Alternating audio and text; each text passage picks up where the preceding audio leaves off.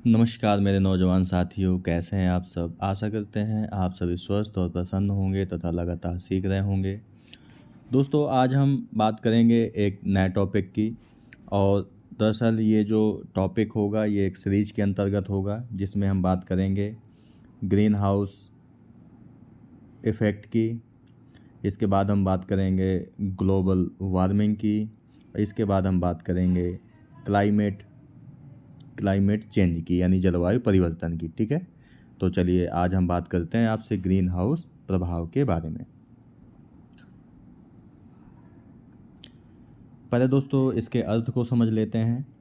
तो green house प्रभाव पृथ्वी के वायुमंडल की एक प्राकृतिक प्रक्रिया है।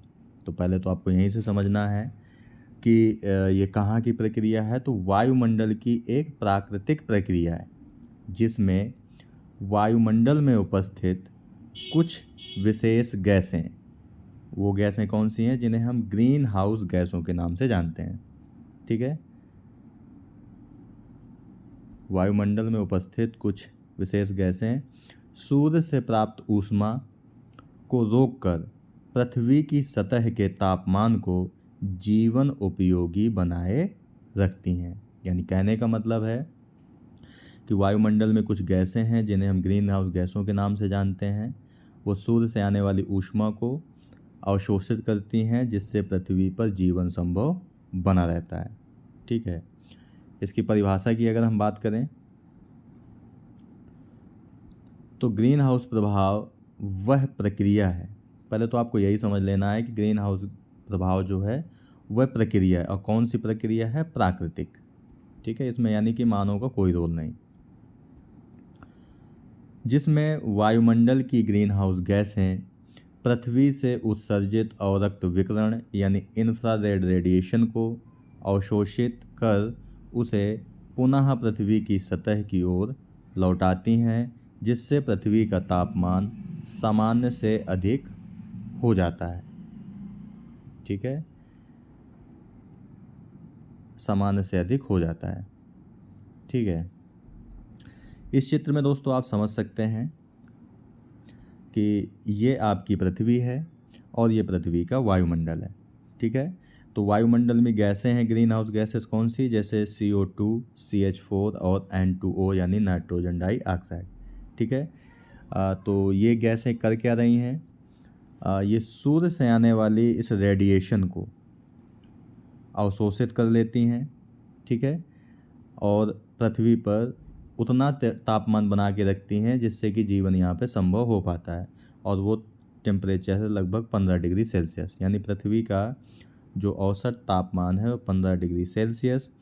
तो इस औसत तापमान को बनाए रखने के लिए जो स्वाभाविक आपकी प्रक्रिया है उसे हम ग्रीन हाउस प्रभाव के नाम से जानते हैं। ठीक है, यहाँ पे हम अगर दोस्तों बता दें कि अगर ये ग्रीन हाउस प्रक्रिया ना चल रही होती तो पृथ्वी का जो औसत तापमान है वो -18 डिग्री सेल्सियस हो जाता। ठीक है, कितना? -18 डिग्री सेल्सियस, जो पृथ्वी पर जीवन के लिए उपयोगी नहीं होता और पृथ्वी पर जीवन संभव नहीं हो पाता। ठीक है, जब इसे ग्रीन हाउस को हम एक प्रभाव के रूप में लेते हैं तो क्या होता है? अब इस चित्र में आप देख सकते हैं कि जो ग्रीन हाउस गैसें हैं उनका उत्सर्जन मोर ग्रीन हाउस गैस यानी और अधिक होता है। और होगा क्यों? वो मानव की आर्थिक क्रियाओं के कारण होगा। ठीक है, इससे होता क्या है कि सूर्य से आने वाली किरणों के लिए तो ये पारदर्शक होती हैं, लेकिन जो जाने वाली किरणें हैं इन्हें रोक लेती हैं और रोकने के बाद इन्हें पुनः पृथ्वी की ओर वापस कर देती हैं।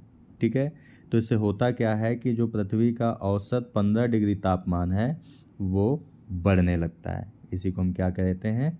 ग्रीन हाउस इफ़ेक्ट कहते हैं। यहाँ पे बताया भी गया है कि नेचुरल ग्रीन हाउस इफ़ेक्ट और human enhanced green house effect. ठीक है, तो इससे आपको काफ़ी कुछ समझ में आया होगा। आगे देखते हैं, बात करते हैं अब कुछ प्रमुख ग्रीन हाउस गैसों की यानी GHG के बारे में। तो जो ग्रीन हाउस गैसें हैं वे गैसें होती हैं जो पृथ्वी के वायुमंडल में ऊष्मा को रोककर उसे गर्म रखती हैं, ठीक वैसे ही जैसे ग्रीन हाउस की कांच की दीवारें गर्मी को अंदर रोकती हैं। ठीक है, यानी कहने का मतलब है कि अगर एक कांच का घर बनाया जाए तो किरणें इसके अंदर तो आ जाएंगी, लेकिन जब परिवर्तित होकर ये बाहर जा रही होंगी तो ये कांच की दीवार इन्हें रोक कर पुनः इस किरण को वापस कर देगी, जिससे क्या होगा, इस कांच के घर का तापमान बढ़ता रहेगा। ठीक है, यानी उसे गर्मी को जाने नहीं देंगी। अब इन ग्रीन हाउस गैसों की बात करें तो सबसे प्रमुख आपकी है कार्बन डाइऑक्साइड, जो जीवाश्म ईंधन और वनों की कटाई से उत्पन्न होती है। मीथेन यानी CH4, यह धान के खेत, पशुओं के पाचन और अपशिष्ट से निकलती है। नाइट्रस ऑक्साइड यानी N2O, यह रासायनिक उर्वरकों और औद्योगिक गतिविधियों से निकलती है। ठीक है, क्लोरोफ्लोरोकार्बन, ये रेफ्रिजरेटर, AC और एरोसोल से निकलती है। जलवाष्प यानी वाटर वेपर, ये प्राकृतिक वाष्पीकरण की प्रक्रिया है। ठीक है, तो कहने का मतलब है कि जब तापमान बढ़ेगा तो वाष्पीकरण भी ज़्यादा होगा, और वाष्पीकरण जब ज़्यादा होगा तो वायुमंडल में जलवाष्प की मात्रा भी बढ़ेगी। इसके अलावा हाइड्रोक्लोरोफ्लोरोकार्बन यानी HFC, सल्फर हेक्साफ्लोराइड यानी SF6 जैसी ये मानव निर्मित गैसें हैं। ठीक है, ये भी महत्वपूर्ण है। इसकी ग्रीन हाउस प्रभाव की अवधारणा की बात करें तो फ्रांसीसी वैज्ञानिक जोसेफ फोरियर ने इसे 1824 में पहली बार यह विचार दिया था। ठीक है, कि पृथ्वी का वायुमंडल कांच के ग्रीन हाउस की तरह कार्य करता है और ऊष्मा को फंसा कर रखता है। इसके वैज्ञानिक प्रयोग की बात करें तो ग्रीन हाउस इफेक्ट शब्द का औपचारिक रूप से उपयोग स्वीडिश वैज्ञानिक स्वांते अर्हेनियस ने 1896 में किया था, और इनकी पुस्तक या जो शोध पत्र का नाम था वो था on the influence of carbonic acid in the air upon the temperature of the ground.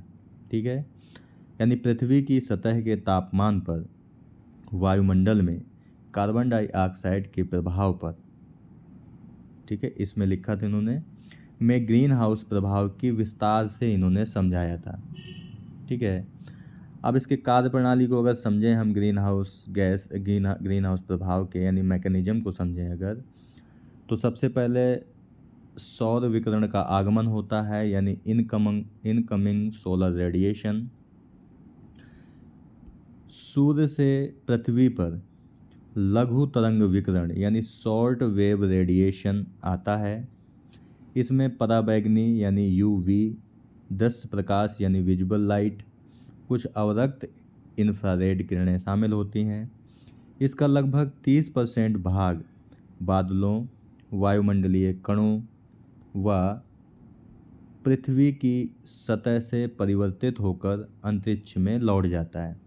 ठीक है, शेष जो लगभग 70% ऊर्जा है वो पृथ्वी द्वारा अवशोषित की जाती है, जिससे पृथ्वी की सतह गर्म हो जाती है। ठीक है, पृथ्वी द्वारा ऊष्मा का उत्सर्जन यानी कि terrestrial radiation, outgoing radiation, पृथ्वी गर्म होकर उस ऊर्जा को दीर्घ तरंग विकिरण यानी लॉन्ग वेव इंफ्रारेड रेडिएशन के रूप में अंतरिक्ष की ओर उत्सर्जित करती है। यानी दोस्तों, जो सूर्य से आई थी वो शॉर्ट वेव थी। ठीक है, और जो पृथ्वी से परिवर्तित होकर जा रही हैं अब वो किस में बदल गई, लॉन्ग वेव में। ठीक है, लेकिन यह विकिरण सीधे अंतरिक्ष में नहीं जा पाता। ग्रीन हाउस गैसों द्वारा अवशोषण और पुनः उत्सर्जन यानी absorption and re radiation by green house gases. अब जो पृथ्वी से परिवर्तित होकर लॉन्ग वेव जा रही है उसका क्या होता है वही बताया जा रहा है आपसे, कि वायुमंडल की ग्रीन हाउस गैसें जैसे CO2 यानी कार्बन डाइऑक्साइड, CH4 यानी मीथेन, N2O यानी नाइट्रोजन डाइऑक्साइड, H2O यानी जलवाष्प, CFCS यानी कि क्लोरोफ्लोरोकार्बन, इन अवरक्त किरणों को यानी जाने वाली किरणों को, लॉन्ग वेव किरणों को अवशोषित कर लेती हैं। ये गैसें उस ऊष्मा को फंसाकर यानी ट्रैप करके पुनः पृथ्वी की सतह और निचले वायुमंडल की ओर लौटा देती हैं। परिणामस्वरूप पृथ्वी का तापमान सामान्य से अधिक हो जाता है। सामान्य मतलब जो पृथ्वी का औसत तापमान है वो 15 डिग्री सेल्सियस है, तो इससे अधिक हो जाता है। ठीक है, इस चित्र में भी इसी प्रक्रिया को समझाने की कोशिश की गई है कि ये सूर्य से आने वाली शॉर्ट वेव किरणें हैं। ठीक है, यहाँ पे ये ग्रीन हाउस गैसें हैं आपकी। अब पृथ्वी से टकराकर ये किरणें लॉन्ग वेव के रूप में बदल गई हैं। ठीक है, लेकिन हो क्या रहा है कि ये ग्रीन हाउस गैसें इन्हें फंसा लेती हैं और इन्हें पुनः वापस पृथ्वी की ओर कर देती हैं, पुनः भेजती हैं, जिससे पृथ्वी का जो औसत तापमान है वो बढ़ता है। ठीक है, अब अगर ग्रीन हाउस प्रभाव के प्रकार की बात करें तो ये दो प्रकार का होता है। प्राकृतिक ग्रीन हाउस प्रभाव, ये क्या होता है, तो यह वह प्रक्रिया है जो प्राकृतिक रूप से वायुमंडल में पाई जाती है। यानी सूर्य से आने वाली किरण, इसके बाद जाने वाली किरण और इसके बाद परिवर्तित होकर आने वाली किरण, ये एक प्राकृतिक प्रक्रिया है। इसी प्रक्रिया से पृथ्वी पर जीवन भी संभव है। ठीक है, वायुमंडल की ग्रीन हाउस गैसें जैसे CO2, CH4, H2O आदि पृथ्वी की सतह से उत्सर्जित ऊष्मा को रोककर पृथ्वी को जीवन उपयोगी तापमान पर बनाए रखती हैं, यानी 15 डिग्री सेल्सियस पर बनाए रखती हैं। यदि यह प्रभाव ना हो तो पृथ्वी का औसत तापमान लगभग -15 डिग्री सेल्सियस होता और जीवन का अस्तित्व ही कठिन हो जाता है। महत्व की बात करें, यानी ये प्राकृतिक जो ग्रीन हाउस प्रभाव का महत्व क्या होगा, तो जीवन के लिए आवश्यक है क्योंकि यह पृथ्वी को बहुत अधिक ठंडा होने से बचाता है। ठीक है, इसके बाद है मानव जनित यानी कि कृत्रिम ग्रीन हाउस प्रभाव, यानी एंट्रोपोजेनिक या और इन्हेंस्ड ग्रीन हाउस इफेक्ट। तो यह वह प्रभाव है जो मानव गतिविधियों के कारण वायुमंडल में ग्रीन हाउस गैसों की अधिकता से उत्पन्न होता है। ठीक है, यानी कि पहले वायुमंडल में जो ग्रीन हाउस गैसों का अनुपात है उसमें अब क्या हो रहा है, मानव की आर्थिक गतिविधियों के कारण अधिकता से उत्पन्न होता है। जैसे औद्योगिकरण है, शहरीकरण, जीवाश्म ईंधनों का अत्यधिक दहन, वनों की कटाई, कृषि गतिविधियां और CFC का प्रयोग इसकी मुख्य वजह हैं। यानी इन कारणों से ग्रीन हाउस गैसों का उत्सर्जन बड़े पैमाने पर होता है, जिससे जो वायुमंडल की ग्रीन हाउस गैसें हैं उनके अनुपात में भी वृद्धि हो जाती है। ठीक है, तो इसके कारण होता क्या है, इसके कारण वायुमंडल में ग्रीन हाउस गैसों की सांद्रता असंतुलित हो जाती है, यानी अनुपात असंतुलित हो जाता है और पृथ्वी का तापमान असामान्य रूप से बढ़ने लगता है। ठीक है, इसके बाद है ग्रीन हाउस गैस के कारण, यानी ग्रीन हाउस प्रभाव के कारण क्या हैं। तो ग्रीन हाउस प्रभाव के पीछे मुख्य कारण ग्रीन हाउस गैसों का वायुमंडल में अत्यधिक बढ़ना है। एक ही कारण है इसका, और वो किन्हीं भी कारणों से अगर वायुमंडल में ग्रीन हाउस गैसें अधिक बढ़ रही हैं अगर, तो वही सब कारण होंगे। इन गैसों की सांद्रता बढ़ने के पीछे कई प्राकृतिक व मानवीय कारण हैं, जैसे जीवाश्म ईंधनों का दहन यानी बर्निंग ऑफ फॉसिल्स फ्यूल, कोयला, पेट्रोलियम, प्राकृतिक गैस जैसे ईंधनों के अत्यधिक दहन से CO2, N2O जैसी गैसों की मात्रा बढ़ती है। यह ग्रीन हाउस प्रभाव का सबसे बड़ा कारण है। उदाहरण के लिए उद्योग, थर्मल पावर प्लांट और वाहन, इनमें क्या होता है, जीवाश्म ईंधनों का ही अधिक उपयोग होता है। इसके अलावा है वनों की कटाई यानी डिफॉरेस्टेशन। तो पेड़ पौधे प्रकाश संश्लेषण द्वारा CO2 को अवशोषित करते हैं। ठीक है, अवशोषित CO2 को करते हैं और छोड़ते किसे हैं, तो O2 यानी ऑक्सीजन छोड़ते हैं। वनों की कटाई से CO2 अवशोषण की क्षमता घटती है। और साथ ही लकड़ी जलाने पर अतिरिक्त CO2 उत्सर्जित होती है। ठीक है, यानी एक पेड़ है तो एक पेड़ वायुमंडल से CO2 को क्या कर रहा है, अवशोषित कर रहा है और O2 यानी ऑक्सीजन को छोड़ रहा है। ठीक है, लेकिन अगर इस पेड़ को काट दिया जाएगा तो पहली बात तो ये CO2 यानी कार्बन को अवशोषित नहीं करेगा। ठीक है, और दूसरी चीज़ ये ऑक्सीजन को छोड़ेगा भी नहीं। ठीक है, और अगर इसे जलाया जाएगा तो CO2 वायुमंडल में ये भी छोड़ेगा, तो इससे क्या होगा, ग्रीन हाउस गैसों का सांद्रता वायुमंडल में बढ़ेगी। ठीक है, इसके बाद है औद्योगिकरण यानी इंडस्ट्रियलाइजेशन। तो उद्योगों से carbon dioxide, methane, nitrous oxide तथा क्लोरोफ्लोरोकार्बन जैसी गैसें उत्सर्जित होती हैं और यह गैसें ऊष्मा को रोककर वायुमंडल के तापमान को बढ़ाती हैं। इसके बाद है कृषि गतिविधियाँ। तो धान के खेतों से मीथेन यानी CH4 उत्सर्जित होती है। रासायनिक उर्वरकों और कीटनाशकों के प्रयोग से N2O उत्सर्जन होता है। पशुओं के पाचन से यानी इंट्रिक फार्मेंटेशन से भी बड़ी मात्रा में मीथेन निकलती है और मीथेन आपकी क्या है, ये एक ग्रीन हाउस गैस है। कचरे और अपशिष्ट प्रबंधन यानी वेस्ट मैनेजमेंट इश्यूज़। तो ठोस अपशिष्ट यानी सॉलिड वेस्ट और सीवेज से भी मीथेन निकलती है।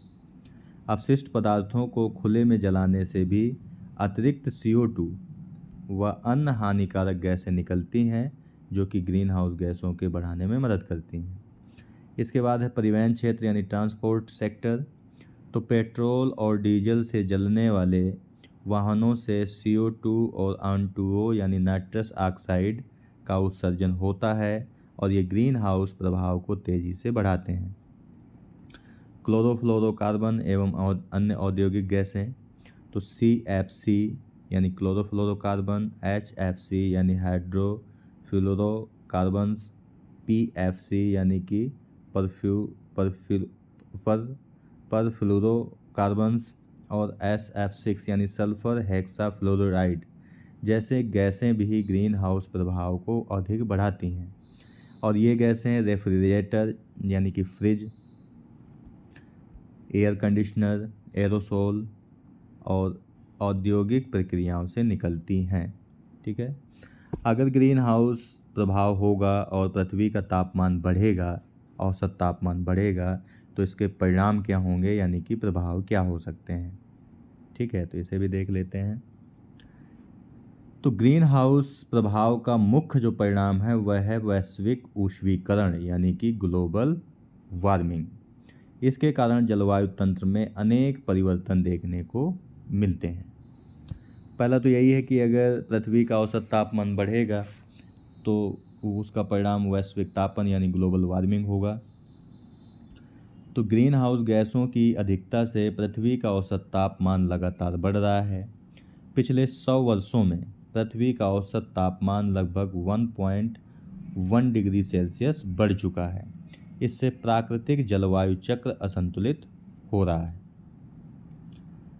अब अगर औसत तापमान बढ़ेगा तो क्या होगा, तो हिमनदों का पिघलना यानी मेल्टिंग ऑफ ग्लेशियर्स।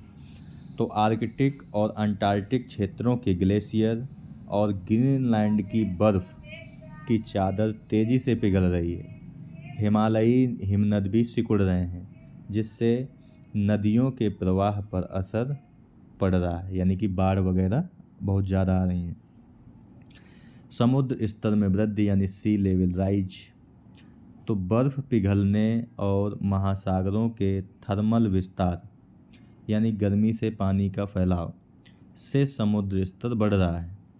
तटीय क्षेत्र, अब समुद्र स्तर बढ़ेगा तो क्या होगा, तो तटीय क्षेत्र जैसे सुंदरवन, मालदीव, मुंबई में बाढ़ और जल जमाव का खतरा भी लगातार बढ़ रहा है। यहाँ पे हम आपको बता दें कि जल स्तर बढ़ने के कारण ही इंडोनेशिया की राजधानी पहले जकार्ता होती थी। ठीक है, लेकिन अब उन्होंने जकार्ता को परिवर्तित करके राजधानी नुसानतारा कर लिया है। ठीक है, अपनी राजधानी परिवर्तित कर ली है। इसके अलावा क्या होगा, चरम मौसमी घटनाएं यानी एक्सट्रीम वेदर इवेंट्स, तो चक्रवात, तूफान, भयंकर बाढ़, सूखा, लू जैसी घटनाओं की आवृत्ति और तीव्रता भी बढ़ेगी। कृषि, मानव स्वास्थ्य और बुनियादी ढांचे पर भी प्रतिकूल असर पड़ेगा। कृषि पर प्रभाव यानी इम्पैक्ट ऑफ एग्रीकल्चर, तो जब पृथ्वी का औसत तापमान बढ़ेगा तो तापमान और वर्षा में असमानता से फसलों की उत्पादकता भी प्रभावित होगी। धान, गेहूं जैसी प्रमुख फसलें असुरक्षित हो जाएंगी। खाद्य सुरक्षा पर खतरा उत्पन्न होगा। जैव विविधता पर क्या प्रभाव पड़ेगा, तो कई वनस्पतियां और प्राणी अपने आवास भी खो रहे हैं। प्रवाल भित्तियों यानी कोरल रीफ्स का विनाश भी हो रहा है और कई प्रजातियां विलुप्ति के कगार पर खड़ी हैं। ऐसा माना जाता है कि लगभग 1 लाख प्रजातियां पौधे और जीव जंतुओं की लुप्त होने की कगार पर खड़ी हैं। ठीक है। मानव स्वास्थ्य पर क्या प्रभाव पड़ेगा, तो गर्मी से संबंधित बीमारियां जैसे हीट स्ट्रोक, डिहाइड्रेशन बढ़ती है। जलवायु परिवर्तन से मलेरिया, डेंगू, चिकनगुनिया जैसी वेक्टर जनित बीमारियों का खतरा भी बढ़ता है।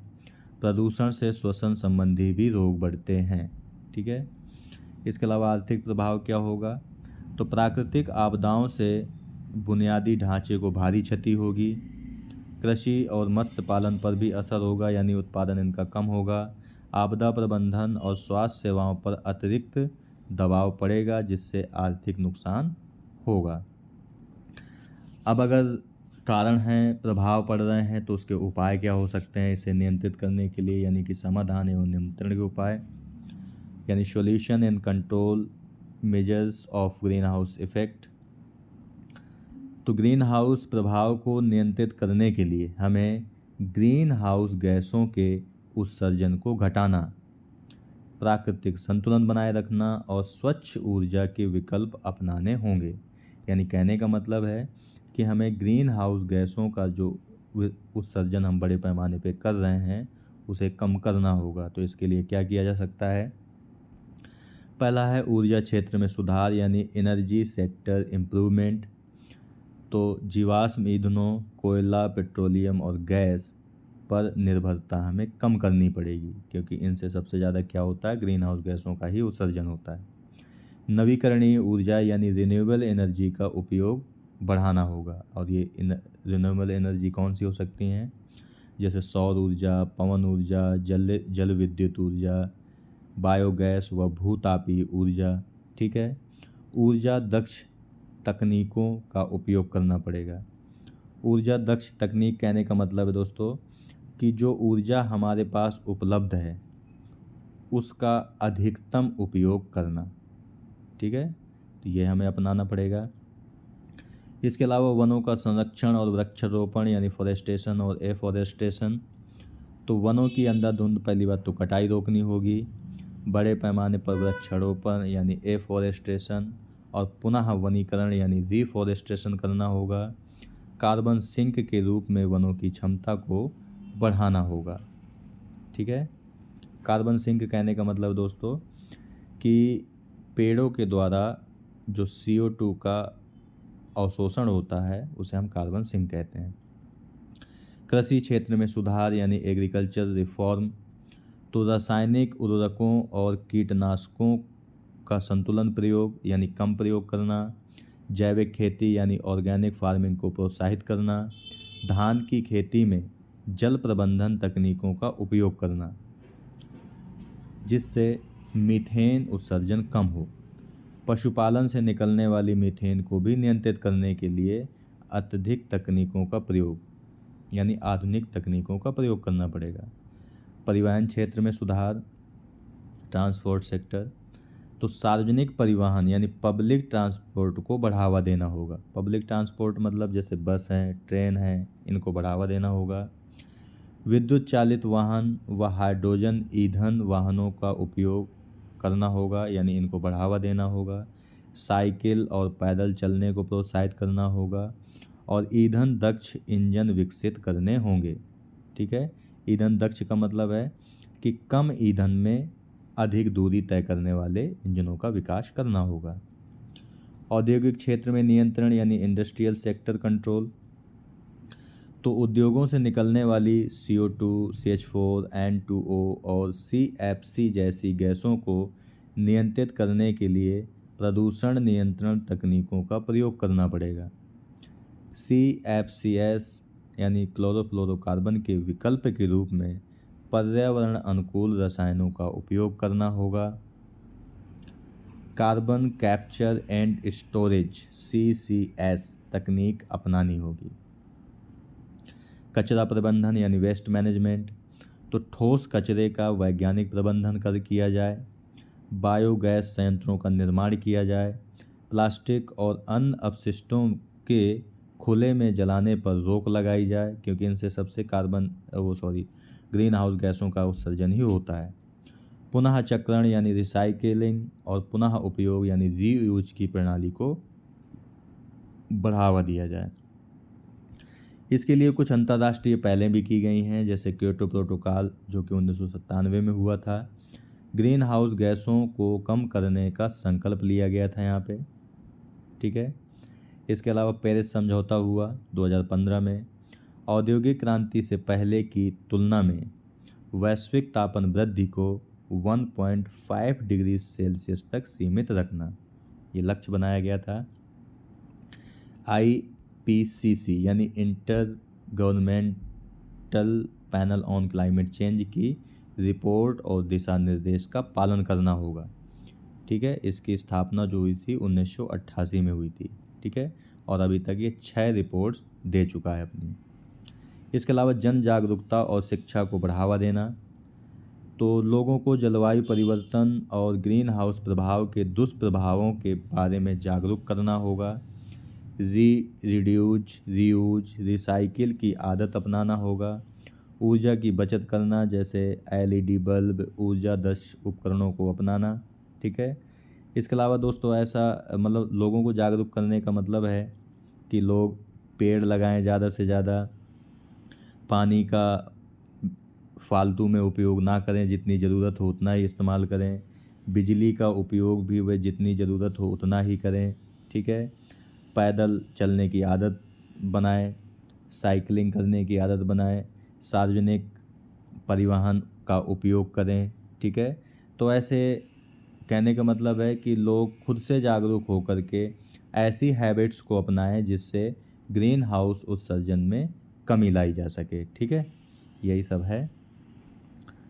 तो दोस्तों आज के वीडियो में यहीं तक। आज हमने आपसे बात की ग्रीन हाउस प्रभाव के बारे में, ठीक है, इसका अर्थ और परिभाषा देखा। इसके अलावा कौन कौन सी ग्रीन हाउस गैसें हैं इसके बारे में बात की। इसके अलावा ग्रीन हाउस प्रभाव की कार्यप्रणाली क्या है उस पर बात की हमने आपसे। इसके बाद ग्रीन हाउस प्रभाव के प्रकार कौन कौन से हैं उसको देखा। ग्रीन हाउस प्रभाव के कारण कौन कौन से हैं वे हमने देखे। इसके परिणाम क्या हैं उसको भी देखा, और ग्रीन हाउस प्रभाव को नियंत्रित करने के लिए उपाय क्या हो सकते हैं ये भी हमने आपसे चर्चा की, ठीक है दोस्तों इस वीडियो का जो PDF है उसका लिंक आपको वीडियो के डिस्क्रिप्शन बॉक्स में और पहले कमेंट में उसका लिंक मिल जाएगा, जहां से डाउनलोड करके आराम से आप पढ़ सकते हैं। तो मिलते हैं आपसे नेक्स्ट वीडियो में एक नए टॉपिक के साथ। तब तक के लिए नमस्कार। आप प्रसन्न रहिए, खुश रहिए, मुस्कुराते रहिए और लगातार सीखते रहिए, कभी अपने लिए तो कभी अपनों के लिए। धन्यवाद। जय हिंद दोस्तों।